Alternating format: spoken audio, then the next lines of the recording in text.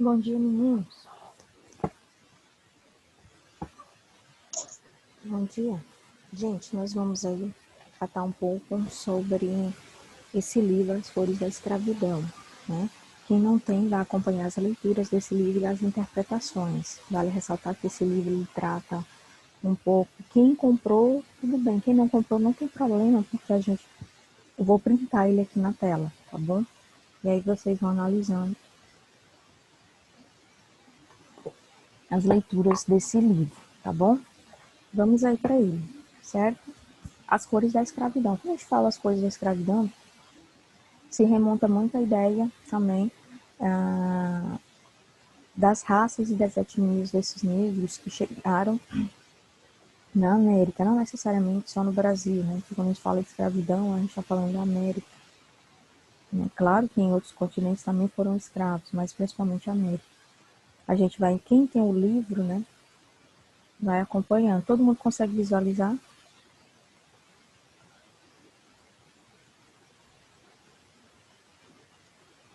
Todo mundo consegue visualizar essa tela?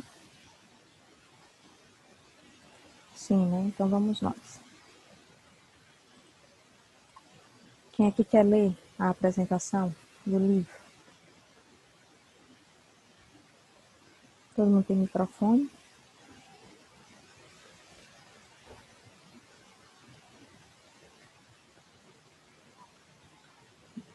Então bora lá, tá, gente? Aqui é a apresentação da autora do livro, né? É preciso ter muitos talentos para escrever uma história como a Ieda de Oliveira conta neste livro. Não é para qualquer um a capacidade de perceber, no meio do descaso e do descuido do mundo, um episódio que pede com tanta urgência para ser narrado e que trata de um tema doloroso, muitas vezes varrido para baixo do tapete, escravidão no Brasil. E quando a gente fala de escravidão no Brasil, como o Brasil está dentro da América, nós também fazemos um olhar, né, para a escravidão que ocorreu também na nossa América. Mas a escravidão no Brasil não foi abolida faz mais de um século? Não. As coisas não são bem como pensamos, como gostaríamos de pensar. A abolição, ela ocorreu, mas na prática ainda hoje nós temos, gente, uma série de problemas envolvendo os negros, né? Os negros que eram para ter os mesmos direitos, mas no final não têm, né? Sempre sobressai a ideia da cor da pele, e isso é um problema. Isso transforma um país num país racista, querendo ou não. Soma-se a isso a sensibilidade da narradora, a mão firme com que amarra suas páginas e a nós nela, como se usasse de mágica, de modo que a gente já não sabe mais se está acompanhando a história ou se a história nos está acompanhando. E é o que faz as cores da escravidão permanecer conosco muito tempo depois de findado, né, a última página. Seguindo a vida de um pequeno herói que sonha, inocente, com o gato de botas e encontra, em vez dele, um tal gato Barbosa, um gato que chega na cidade para ajudar todo mundo a ficar rico e leva embora sonhos, leva embora infâncias, literalmente. Gente, vocês lembram do nome chamado gato? Aquele capitão do mato, que eram os capitães contratados pelos donos de escravos para ir atrás dos escravos quando eles fugiam. Então, aqui no livro vocês vão ver as atrocidades que muitas vezes eram cometidas e ao mesmo tempo ver, né, os sonhos dos negros. E ele não escreveu um livro qualquer. Tenho certeza de que mesmo entre sua vasta e premiada obra, As Cores da Escravidão vai sempre ocupar um lugar especial. Trata-se de uma pequena, grande aventura costurada em angústia, esperança e alegria. Olhar o mundo nos olhos é a verdadeira postura dos heróis. Aqui o que se pede de nós é que, ombro a ombro, com o herói do livro, sustentemos a vista firme diante da feia visão daquilo que nós, seres humanos, cometemos contra nosso semelhante e com isso compartilhemos do fundo da alma a urgência de dizer não mais. Daremos conta do recado? Aí quem fez o prefácio e a apresentação foi a Adriana Lisboa. Tá, do livro. Eu tô lendo, gente, porque eu não sei se a maioria dos alunos tem o livro ou não, tá? Eu vou até aumentar a letrinha aqui para ajudar quem não tem o livro. Pode olhar que as letrinhas aqui é como se fossem letrinhas da antiga máquina de datilografar, né? Claro que aqui é digitado, tá, gente? É porque na Na hora que a gente está digitando, tem os formatos das letras. E essa letra, ela escolhe justamente para remontar algo bastante antigo, né? Eu, Sebastião Luiz Paulo, sou brasileiro com 17 anos, sem documento, residente em Colinas, Tocantins, no poder da minha bisavó, que mora na rua 18 de Setembro, sem linha, em Colinas, Tocantins. Sou filho de pai falecido, senhor Valdir e dona Zenaide, que convive com Raimundo Soares e trabalha na fazenda Volkswagen, entre Redenção e Santana do Araguaia. Ou seja, onde é que esses negros colam, a escravidão terminou, mas eles continuam trabalhando em fazendas, continuam muitas vezes fazendo os trabalhos que antes os negros faziam, quando eles não tinham liberdade. Ele estava oferecendo uma boa remuneração por alqueires de serviços em uma fazenda do sul do Pará, no município de Xinguara, e eu e mais 22 peões, incluindo 2 menores, entramos em uma carreta de transportar gado e fomos até a fazenda Lagoa das Antas, no município de Xinguara, do fazendeiro Luiz Pires. Eles foram, gente, olha como eles foram para poder trabalhar dentro de um local onde a gente pode dizer que levava gado, né? Assim, até isso aqui, gente, é complicado, né? Quando chegamos lá, encontramos o gato Fagoió, que é contabilista do gato João Moramas, quem nos levou à fazenda Flor da Mata do fazendeiro Luiz Pires, a 300 quilômetros da fazenda em que estávamos. Fomos transportados de avião. Vamos analisar o que vai acontecer, né? São relatos. Depois de ter feito em alqueire e meio de jurisdição e 20 quilômetros de aceiro, eu vi uma cena perigosa de um campeiro menor, com idade mais ou menos 10 anos, que andava, mas eu. Em uma sexta-feira, ele tomou uma bota emprestada para ir ao trabalho, pois não queria comprar uma por preço de R$ 20. Tinha medo de ficar devendo e não poder mais ir embora. Depois disseram que ele tinha roubado a bota. Então o gato Fagaió levou ele para o mesmo barracão abandonado que ficamos quando chegamos na fazenda Flor da Mata. E bateram nele de facão. Gente, 10 anos. Você tem noção? Depois pegaram uma arma de calibre 38, apontaram para ele e mandaram ele correr sem olhar para trás. E ele correu. Entrou na mata e eu não vi mais. Gente, imagina o que passa na cabeça. Será que ele, ao correr sem olhar para trás, será que ele morreu? Porque a galera não conseguiu ver, não viu mais ele a partir dali. Por ser verdade, assino a presente declaração. E é uma verdade. E não está muito longe, tá, gente? Isso ocorreu em Tucumã, no dia 15 de agosto de 1997. Os pais de vocês, né, eram, acho que, adolescentes aqui, ou crianças mesmo, né? 97, se bem que não está muito, deixa eu ver, 17, 2007, 2017, 23 anos, tá? Esse acontecimento. Parece brincadeira, parece que está com 100 anos que ocorreu, né? 23 anos. Então se matam aqui 10 anos, você tem noção? Vocês têm noção dos males que os negros passaram e passam no Brasil até hoje? Aí algumas imagens do livro, vou diminuir aqui só para vocês verem a imagem em tamanho, né, real. Aqui, gente, mostra um pouco das realidades do negro, que não tinha chinelo, não tinha roupas, tinha que confeccionar suas próprias roupas, saneamento básico não tinha. Então, assim, essa é a estrutura. E até hoje, muitos dos negros não têm. Mato, mato, mato, eco de verde e medo, os gados cortando o rosto seco, apenas sangue, seus pés descalços de menino correm desamparados rumo ao escuro de uma floresta desconhecida. Onde está a esperança que estava aqui? O gato comeu. Em algum tempo tinha ouvido histórias da boca murcha da avó Tônia. Era incrível, mas nem a fome conseguia silenciar seu jeito de olhar coisas. Via verde na terra seca, comida em prato vazio. Aí é a realidade, né, dos negros e como eles viviam. Muitos sem até sem uma alimentação adequada, tá, gente? Flores, ela conseguia ver, né? Como vocês viram aqui, ó, ela conseguia ver a esperança. Via comida, né? Até em prato vazio. flores em galhos secos, ou seja, ela visualizava sempre a esperança, mesmo diante das situações mais tumultuosas, né, mais traumáticas, mais desamparadoras, ela visualizava, né, luz no fim do túnel. O povo dizia que era caduca, mas todo mundo adorava ficar perto, ouvindo suas histórias de tudo. E foi por causa de uma dessas histórias que quis seguir naquele comboio para a fazenda, onde seria muito feliz. Ele tem essa esperança, né? Sentada na pedra, a avó Tônia contava e recontava a minha história preferida. Era uma vez um peão que tinha 3 filhos. Tudo o que ele tinha na vida era um pedaço de roçado, um burro e um gato.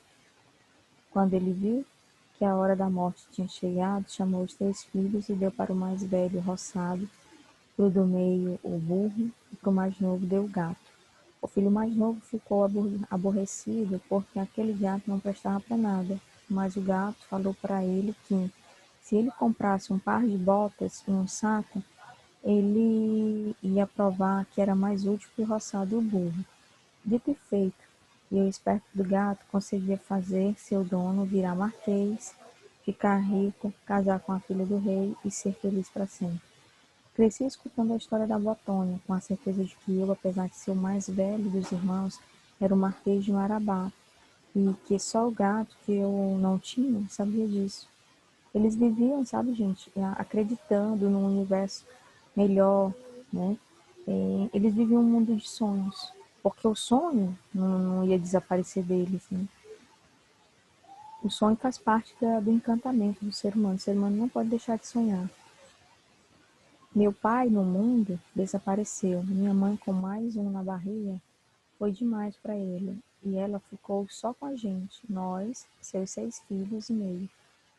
Escola ainda não tinha, amigos sim. O João adorava ele. Às vezes ele me ensinava as coisas, às vezes eu ensinava a ele. Coisas que a gente ia descobrindo sozinho, mas nada de leitura que ele também não tinha.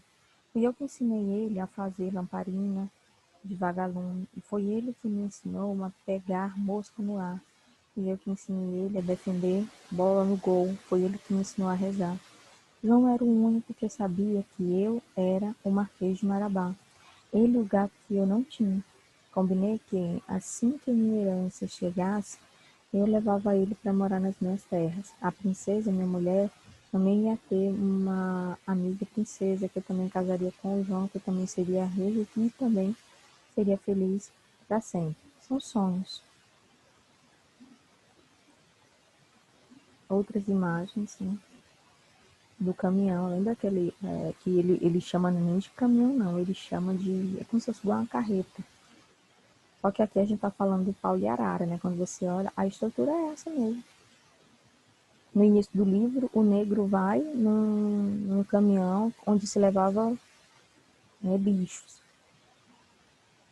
Aqui mostra um pouco os trabalhadores andando de pau de arara. E muitos desses trabalhadores negros, tá? Um dia a gente estava jogando bola no campinho, quando começou a ver um mundo de gente passar com pressa. Fomos atrás. Tinha um homem falando alto, dizendo coisas muito boas. Que ele sabia onde tinha serviço bom para todo mundo e que dava para ganhar muito dinheiro. Olhei bem para ele. Era grande, quase gordo, chapéu na cabeça, bigode fino e uns cabelos caídos nos ombros. Nas pernas grandes, botas. Era o gato Barbosa. Estava ali para ajudar todo mundo a ficar rico. Olha ele acreditando que era aquele gato, né, da história.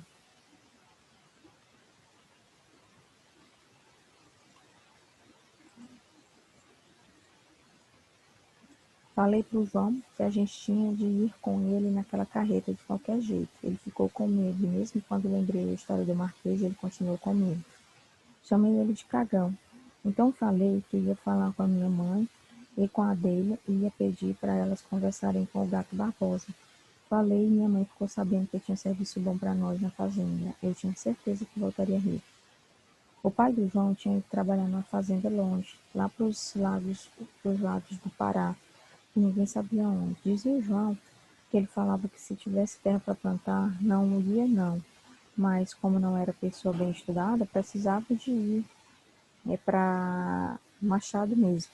Quem não estuda vai para o Machado. Quem estuda pode se tornar um grande fazendeiro. Olha aí a ideia, né? E não está muito errado, não. Porque aqui é uma ideia de campo, né? Uma ideia de pessoas que moram afastadas, de pobreza, pessoas que estão vivendo em situação de vulnerabilidade social. A mãe, que ficou com os filhos e seus trançados de palha para vender, só fazia esperar por ele. O dinheiro, quase nada, não dava para muito pouco. O João era o filho do meio de 5 irmãos. Acho que por isso ela não ligou de ele ir. Menos um na conta da fome. E também o gato Barbosa deu de presente para ela e para minha mãe um dinheiro para ajudar. Daí ela só fez foi abençoar o seu João Evangelista conformado e arrumar um pouco de farinha e de açúcar para a viagem sem lágrimas. É a questão, pessoal, aqui das mães, desses jovens que já sofriam pela fome, muitas vezes viam os filhos indo, mesmo sabendo que poderia dar certo ou não poderia dar certo, elas deixavam. Por quê? Porque elas acreditavam também que lá, mesmo diante de todas as situações, eles não passariam fome, porque onde eles estavam, eles passavam fome. Agora, não ficava feliz, tá, gente? As mães não ficavam felizes, era por uma questão de sobrevivência. Eu não tinha nada para levar, a não ser meu sapato de ponta cortada com a faca por causa do meu pé que cresceu, uma calça e minha camisa. Olha aqui, né? Até o sapato ele leva, o sapato é pequeno, então ele teve que cortar para poder caber os dedos. Comida nenhuma, não deu para arrumar, só água. Na mãe e na avó Tonha, um beijo. Estava tão feliz que quando a carreta chegou, fui logo sorrindo pro gato Barbosa que eu começava a ter.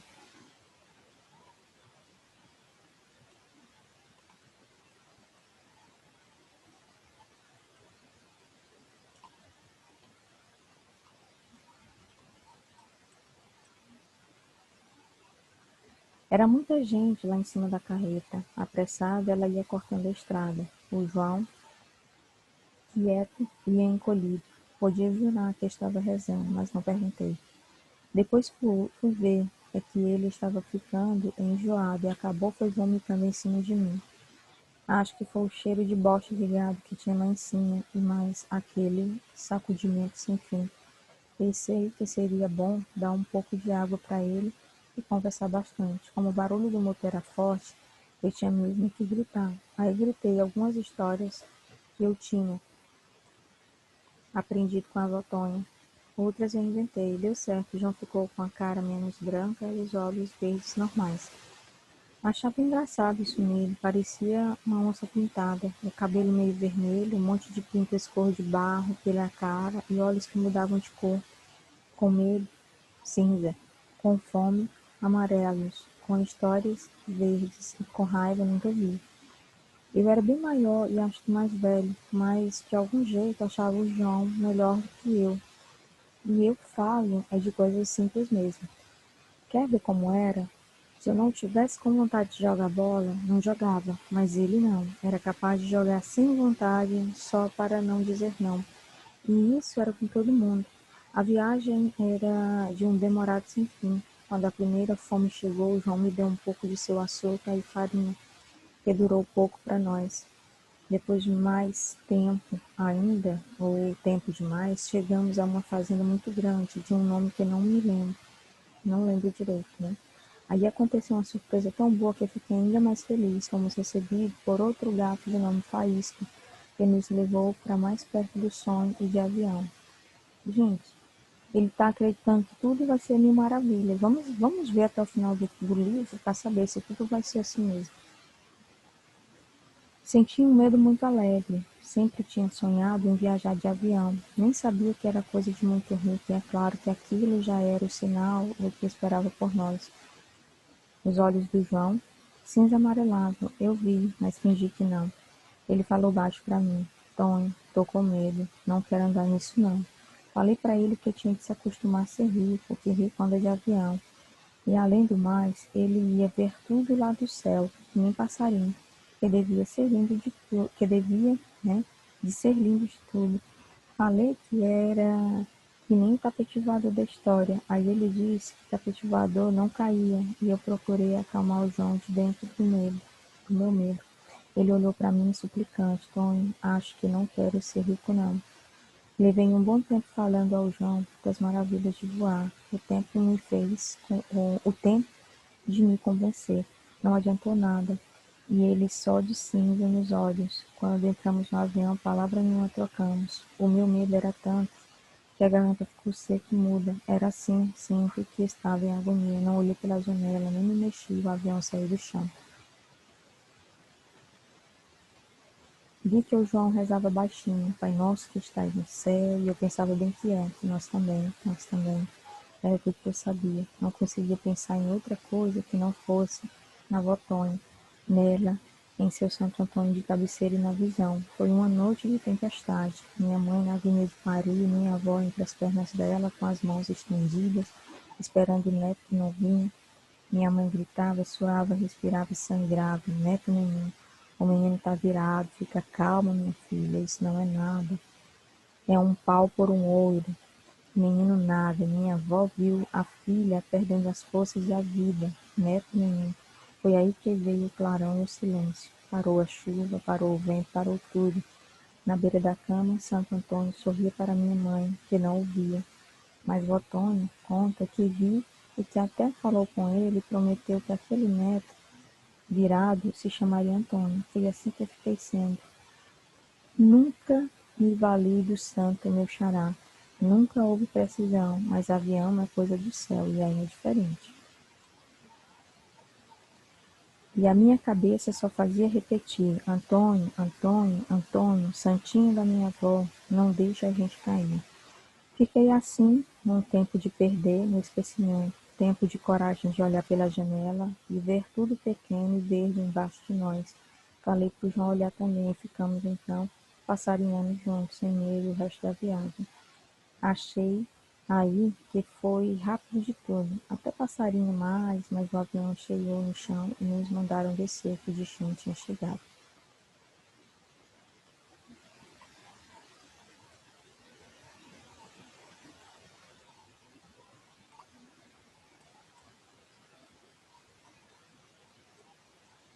Do lado de fora, esperando por todo mundo, um gato de nome Tanguá, junto com ele outros homens. Ele tinha cara fina e um olho tapado. Achei que parecia mais pirata do que gato, falava grosso e deseducado, diferente do gato Barbosa. Ele não ria. Foi logo dizendo que a gente ia trabalhar na derrubada da mata e que o gasto da viagem já estava anotado no caderno. Não entendi. O gato Barbosa não falou nada disso. Só podia ser invenção desse tanguá pirata. Não gostei dele e João também não. Olha o que está acontecendo, gente.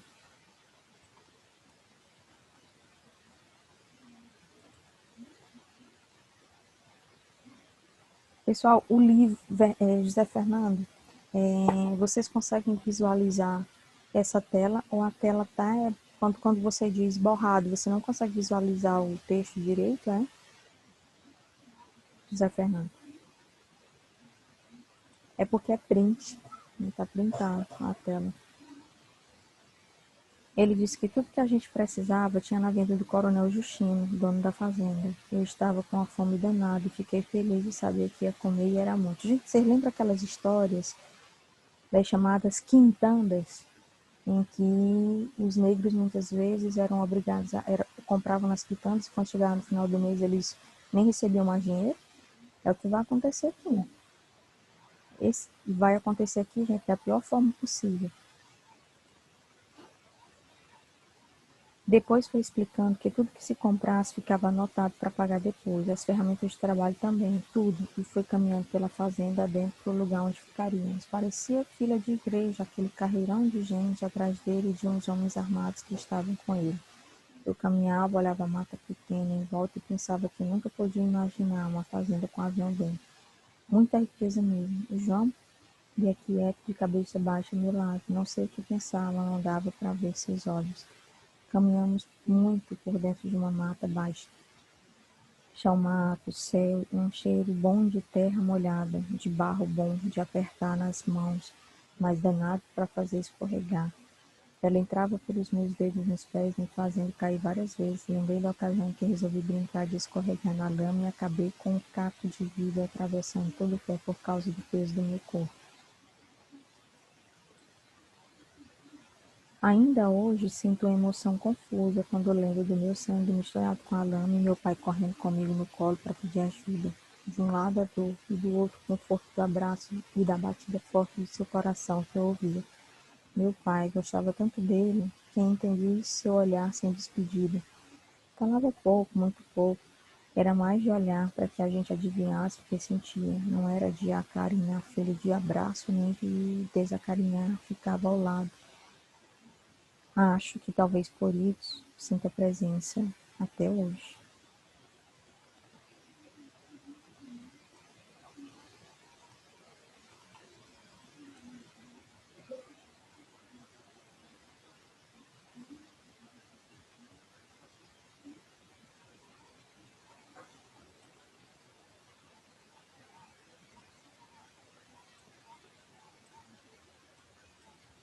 Depois de um tempo que não foi pequeno, chegamos ao acampamento. Era um descampado com um monte de barracas cobertas com um plástico preto de qualquer jeito.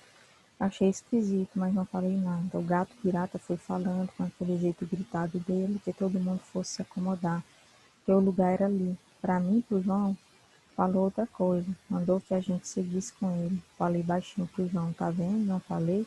A gente é diferente, mesmo tendo esse jeito de pirata. Esse tanguá está amando do gato que vou ter e deve estar sabendo que eu sou o Marquês de Marabá. Vai nos levar para um lugar com cama boa e muita comida. A gente vai ficar rico, muito rico. Sei não, Tony. Não estou gostando nada de nada. Falei que parasse de implicar e ele ficou quieto. Andamos mais um tempo na companhia do gato Tanguá, até que ele parou perto de um curral e disse para nós: Vocês dois ficam aqui. Perguntei se era para a gente ficar esperando e ele falou: Esperando o quê? Vocês se ajeitem aí com os gados. É aqui que vocês vão dormir enquanto estiverem na fazenda. Peão de menor fica aqui no curral. Não tive vontade de olhar para o João, mas tive a certeza que o gato Tanguá era o Capitão Gancho. Vocês agora me sigam, que eu vou mostrar onde fica a venda. Obedecemos e fomos com a nossa fome atrás dele. A tal venda ficava bem perto do acampamento dos homens. Tinha muita coisa: chinelos, botas, pilhas, cigarros, remédios, coisas de comer, panelas e algumas coisas que não sei o nome. Eu peguei umas linguiças e um pão para mim. E João pediu farinha e açúcar. Um outro gato de nome Ladino, sem rir, foi perguntando o que a gente queria, o que a gente queria mais e anotou na caderneta. Tinha muita gente em volta de nós. Era tudo homem feito. Um deles perguntou se as coisas que eu e o João pedimos tinham precisão de anotar. O gato Ladino olhou para ele com muita raiva e perguntou por que ele queria saber. Aí ele disse que era porque a gente era de menor. O gato falou que se ele preferisse, podia botar na conta dele, e se não, que se metesse com sua vida. Eu olhei para o homem já com o olho de gostar. Ele falou para mim e para o João, entre os dentes baixos: Esse sujeito não presta. Nada aqui presta. Pior é que muito companheiro acha normal ser tratado assim. E perguntou se a gente veio sozinho. Falei que sim, contando nossa história até ali. Ele ouviu de cabeça baixa, disse que se chamava Zé Antunes e que era trecheiro. Diferente da gente, ele já tinha deixado há muito tempo sua terra e vivia sem lugar certo para morar. Vida de peão de trecho é assim mesmo, disse. Depressa fazendo em busca de trabalho para juntar dinheiro. Já estava ali há um tempo tão grande que nem sabia mais. Dinheiro ainda nenhum, só conta. Disse que se a gente precisasse dele era só falar e que tomasse cuidado na mata. Agradecemos e falei que se precisasse da gente também era só pedir. Ele sorriu com os olhos do meu pai e foi caminhando para o lado do acampamento.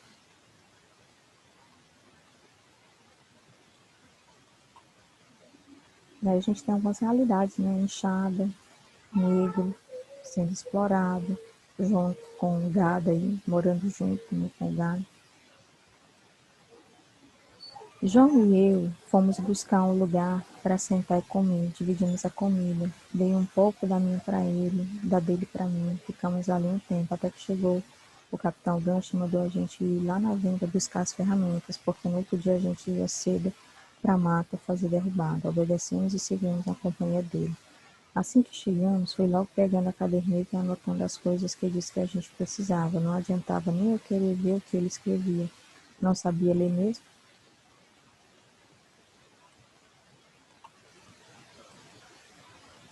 Falei que a gente estava cansado e ele disse que o dia na fazenda começava cedo e que ali não era lugar para moleza. Mandou que a gente se ajeitasse no curral que de manhã cedo ia para a mata. Falou e foi andando em direção a uns homens que estavam perto do acampamento. Olhei para o João e vi que estava triste, seus olhos de uma cor que nunca tinha visto, nem cinza, nem amarelo, nem verde, amarronzados. Ele não falou nada e seguiu comigo para perto dos animais, nas nossas mãos os machados. O curral não ficava longe dali, fácil de achar. Era só seguir a trilha da bosta barrenta dos animais, caminhando escalado. Vez por outra, João trocava o machado de mão. Dava para ver que ele estava cansado e muito, mas não reclamava. Quando chegamos ao curral, fiquei parado, pensando onde a gente ia dormir. O cheiro de mijo e bosta sufocava. Comecei a sentir um aperto por dentro e uma coisa esquisita. Acho que medo de não ser o Marquês de Marabá. Não falei nada pro João e comecei a procurar no meio da imundície um canto onde a gente pudesse dormir. Encontrei uma vassoura, sacos de pano velho e capim seco. Vi que eu podia ir num canto que dava para perto de uma torneira, varrer e lavar o cimento grosso do chão. Não pedi ao João para ajudar. Deixei ele quieto, sentado com o machado de lado. Nunca tinha visto tanta sujeira. Minha casa era de chão batido, mas sempre limpa. A mãe vivia repetindo: a gente pode não ter nada, mas tem de ter vergonha. Tinha aquilo na minha cabeça, vergonha e limpeza. Peguei um balde velho, enchi de água e comecei a lavar tudo. Esfregava o chão nervoso. O João levantou de onde estava e caminhou para um canto onde uma vaca ruminava esquecida. Tony, como é que será que essa vaca se chama, né? Sei lá, como é que eu vou saber? Deve ser malhado, outro nome aí qualquer. Vaca tem tudo nome parecido. Será que ela dá leite? Deve de dar. Olha o tamanho das tetas. A gente pode mamar nela. Tá maluco, João? Já pensou se o Capitão Gancho pega a gente mamando na vaca do coronel? A gente mama escondido. Eu não quero. Se você quiser, e a vaca deixar a mão. João chegou bem perto e começou a olhar para ela, sem dizer nada. Aos poucos levantou a mão e passou no pelo da vaca. Ela virou um pouco a cabeça na direção dele. Tonho, olha, ela gostou de mim. E você vai me mandar agora? Não, Tony, ela precisa me conhecer primeiro. Não sei o nome dela ainda. Sabe, acho que ela tem cara de Sofia. Não tinha a menor ideia de onde o João tirou esse nome, Sofia. Falei que nunca tinha visto vaca com esse nome, mas ele ensinou que era Sofia e começou a conversar com a vaca. Oi, Sofia, meu nome é João. E você é muito bonita. Enquanto o João conversava com a Sofia, eu forrava o chão de capim seco e cobri o capim com os sacos de pano. Depois de algum tempo, nossas camas ficaram prontas. Escutamos o barulho de alguém que chegava. Era um homem de chapéu preto na cabeça, uma vara numa mão, um pacote na outra e cara de poucos amigos. O Tanguá mandou lanterna, lamparina e fósforo para vocês de noite afugentarem os bichos. Ele já anotou na caderneta. Agora que vocês vão ficar aqui, eu vou levar a mimosa. O João, para minha surpresa, falou que podia deixar, que ela não atrapalhava. Ele olhou sem simpatia para o João, não disse nada e foi batendo com a vara na Sofia, conduzindo a vara para fora do curral. Conduzindo a vaca, né, para fora do curral. Começava a escurecer e eu tinha esquecido isso. Detestava a escuridão. Era na escuridão que tinha lobisomem, vampiro, gemidos dos mortos e fantasma. Não lembrei nada disso pro João. Guardei o meu medo para impedir o dele. Acho que não adiantou muito. À medida que a noite avançava, a escuridão se tornava inteira. Lembrei, calada, a história do espírito da Ana Jansa. Uma mulher tão rica e tão má, contava Votonha. Morava lá pros lados do Maranhão. Tinha muitos escravos que maltratava sem dó nem piedade. Hoje é uma alma penada que vaga desesperada numa carruagem pelas ruas do Maranhão, implorando aos gritos por onde passa que rezem por ela. Falei pro João que estava com sono e que era bom a gente deitar e fechar os olhos para dormir. Ele não falou nada e se acomodou quieto, com seu corpo pequeno encolhido sobre a pálida coberta. Eu fiz o mesmo, mas não segui meu conselho e fiquei acordado até que senti o primeiro raio de sol. Meus amores, aí dá mais ou menos para vocês entenderem que aqui nós vamos estar tratando nesse livro de um modelo de escravidão moderno, que não necessariamente é aquela escravidão lá do século XVI, do século XVII. É um modelo de escravidão moderno, contemporâneo, né, onde vem até os nossos dias, E a gente tem uma série de problemas, né, envolvendo esses modelos. Crianças com trabalho escravo, adolescentes também com trabalho escravo. E aqui, gente, esse modelo de escravidão ainda hoje é denunciado pelo Ministério aí, são denunciados por pessoas ao Ministério do Trabalho, pessoas que vivem em situação análoga de servidão, de escravidão mesmo. A gente fica nessa página 35, tá? E aí, na próxima aula, a gente continua, certo? Deu mais ou menos para vocês entenderem o que o texto está tratando? O paradidático que ele está tratando? Deu mais ou menos para vocês entenderem? Então, assim, na próxima aula a gente continua esse paradidático, tá bom? E que a gente leve para a vida da gente uma consciência de que ser negro ou branco, hoje a escravidão existe, só que essa escravidão não necessariamente ela tem só uma cor, ela tem cores, porque essas pessoas aqui não necessariamente são negras, né? Mas tem uma diversidade muito grande de cores e que também pobres são escravizados, pobres de cor branca, negra. Então, quando a gente diz aí as cores da escravidão, são as cores da escravidão moderna, que não escolhe raça, nem credo, né, nem etnia. Se escravizam muitas pessoas em pleno século XXI, certo? Do mais, a gente fica por aqui. Até a próxima.